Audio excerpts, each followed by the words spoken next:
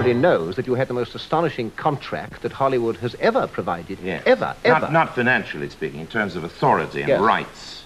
Financially, it wasn't extraordinary in any way at all. It was extraordinary in the control it gave me over my own material. You had total control. Total control, so much so that the rushes, which I perhaps should explain that are the pieces of film that are shown at the end of the day's work, as I'm sure you understand, and are always checked by everybody in the studio, department heads and the bankers and distributors and everything, long before there's a rough cut. But according to the terms of my contract, the rushes couldn't be seen by anyone. And indeed, the film couldn't be seen until it was ready for release. Because you were 25 and you had this amazing contract, did you sense an enormous amount of resentment around Hollywood? Yes, of course. Of course, a big resentment. Ward Bond cut my tie off in the middle of Chasen's restaurant. We went out in the parking lot and had it out, and there was a tremendous resentment from, of course, because nowadays every star has directed a movie. Even the TV stars direct some of their segments. It's perfectly normal for actors to direct themselves.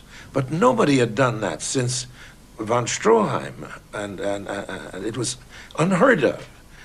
And then that I should be the author and absolute producer. Now, of course, the producers hated me most, because if I could do all those things, then what is the need for a producer? Were you able just to barge through it? Did it affect you personally?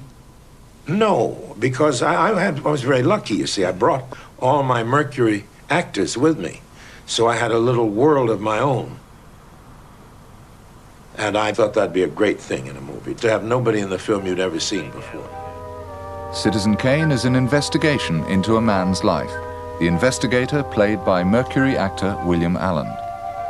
Like Wells himself, the Mercury players had done theatre and radio, but they'd never been near a movie studio.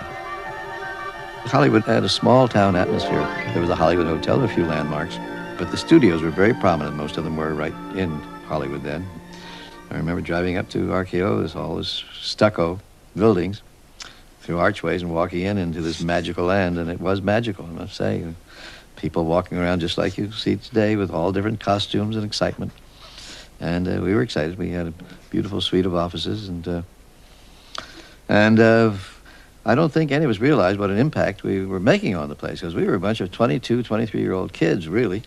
And we had moved in and taken over this studio, and all these people were looking around wondering who the hell we were and what did we think we were going to be doing.